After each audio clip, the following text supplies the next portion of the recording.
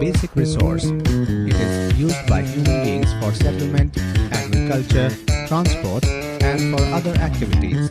Land resource. Most of the clothing requirements of man comes from land. About 95% of human food requirements are met from land. Land constitutes only about 30% of the total area of the earth. The entire human population of more than 6 billion people live today on land. Of this total population, 90% people live on 30% of the land area. The remaining 10% also live on land, but in inhospitable parts like deserts, mountains, grasslands, and in extremely cold areas. These areas are sparsely populated. Land use. The use to which land is put both by man and nature is together described as land use.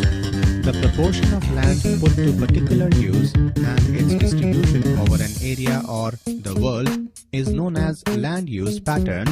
For example, land use cannot be explained simply by the economic use of the land like agriculture, housing, and roads. Major land use patterns of the world are forests, arable land, pasture land or grasslands, savanna, mining, fishing, and industrial centers. Factors influencing land use patterns: population growth, physical factors, crop combination, occurrence of mineral deposits, technology. Land use in selected countries of the world. According to Table 1, many important inferences can be drawn. For example, India has a very high percentage of arable land, 57%. Australia and UK have more land under pasture. A small country like Japan has 67% of its total land area under forests. Canada, which has a good percentage of its land area under forests, has put its land area to other uses. The above land use pattern also reveals probable economic activities of the people. Hello and Namaste. Welcome to Edison, Nepal. Today, in this video, I'm going to talk about the fascinating geography of Nepal and share how it offers the most unique geographical diversity. Nepal is a small landlocked country situated between China to its north and India to its east, west, and south. At latitudes between 26 and 30 degrees north and longitudes between 80 and 88 degrees east, the country covers an area of 147,181 square kilometers and stretches approximately 145 to 241 km north to south and 850 km west to east. It has been said that even though Nepal's area is actually much the same as that of the state of Florida in the USA, if Nepal could be taken off the face of the earth and laid flat, its area would equal that of the whole of the United States of America. However, in fact, although occupying just 0.1% of the Earth's surface, Nepal is one of the richest countries in the world in terms of biodiversity due to its unique geographical position and altitudinal variation.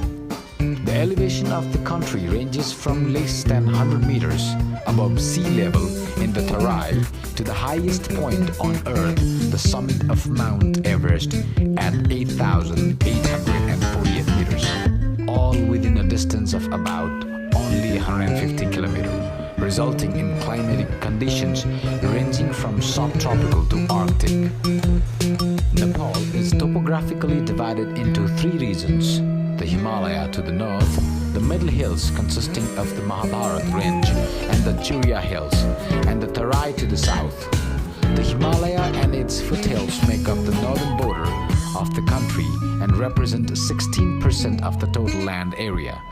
This is the least inhabited region of Nepal, with less than 8% of the total population living there. Most permanent settlements are at less than 4,000 meter altitude, although there are summer settlements as high as 5,000 meter. The Middle Hills cover about 65% of the total land area and are home to around 45% of the population of the country. This area is home of the ancient ethnic people of Nepal. The climate is very good and most of Nepal's lakes and beautiful valleys are located in the Middle Hills. Areas in the eastern hills receive most rainfall because of the monsoon clouds which come from the Bay of Bengal. The Middle Hills provide a very good habitat for wildlife such as leopard, deer, bear, monkeys, butterflies, and over 400 indigenous species of birds. The Tarai is the southern part of Nepal and is an extension of the Gangetic Plains of India. It covers 17% of the total land area, providing excellent farming land as well as space for large industrial areas.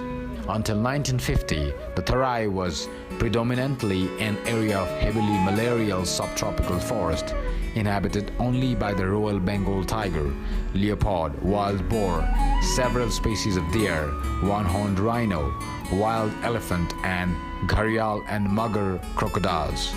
But after the eradication of malaria in the 1960s, many people from the Middle Hills migrated to the Tarai in search of farming land. Today, about 48% of the population occupies this region. So, Nepal has a very interesting and exciting biodiversity due to its unique geographical position and altitudinal variation. Probably, Nepal is only country in the world which could provide such opportunity.